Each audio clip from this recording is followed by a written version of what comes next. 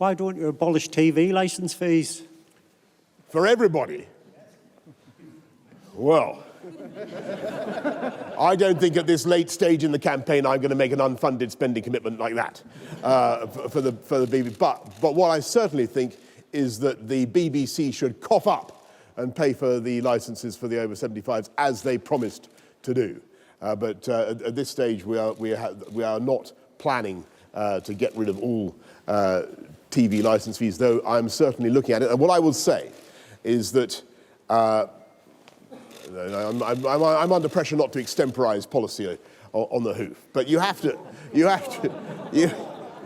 to ask yourself whether that kind of approach to funding a TV, a media organisation, still makes sense in the long term, given the way other organisations manage to fund themselves. That's all I will say. I think that the system of funding out of what is effectively a general tax, isn't it? Everybody has a TV. It bears reflection. Let me put it that way.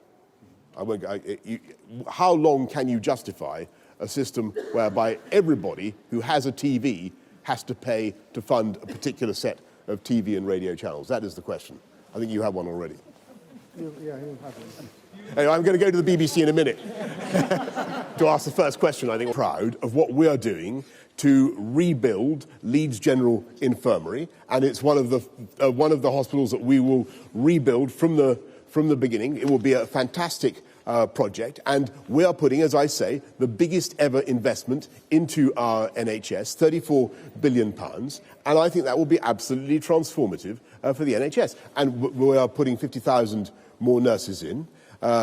We will be 6,000 more GPs, as you know, 50 million more GP appointments over the next 5 years. We want to transform our NHS. It is a fantastic, fantastic service. But you can only do that if you have a strong economy, and you can only do that if we move this country forward and get Brexit done. And this is a very, very ambitious government. We're a very impatient government. We want to get on with our work. What we don't want is Parliament blocking us again. And that's why I hope everybody will vote for a One Nation Conservative government on Thursday and move us forward. Doing my best. Kate, this is about I think, a fundamental choice for this country.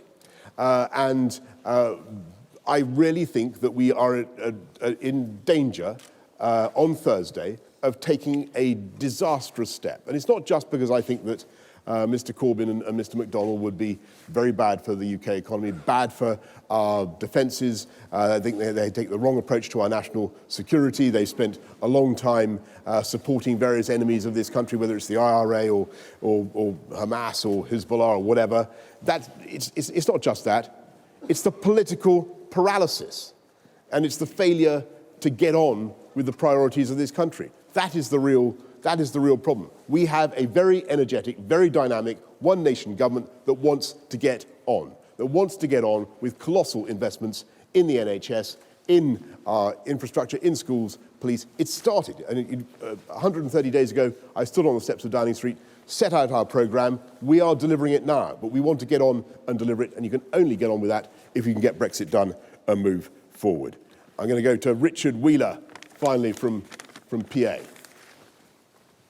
Hi. You mentioned a lot about the 635 candidates that have made the pledge on Brexit. How long is that pledge lasting for? Is it to the end of January and getting the first point through? Is it the trade part? And what happens if they break it? Are they losing the Tory whip again? Well, here we get the question. This is about the 635 candidates. They are pledged to me personally to support the deal that we have done. And I cannot envisage any circumstances in which they would fail to do that. Look, we have not, as I said, we haven't lobotomized them. They've done it of their own free will. They believe in this deal. They see it as the best way forward for our country. And I think that they will, they would be crazy if they didn't see it as the best way forward. It is a fantastic deal, and it actually brings together people from all parts of the European debate in the Conservative Party. And there's a lot of them. So I really draw the distinction, and if you answer your question, yes, of course, if they then vote against it, they will, of course, they can expect disciplinary procedures. But I really don't think that is going to happen. We have the candidates who are there ready to back our deal. The deal is ready to go. It's a just add hot water, put it in, it's ready, and we can get it done. Any other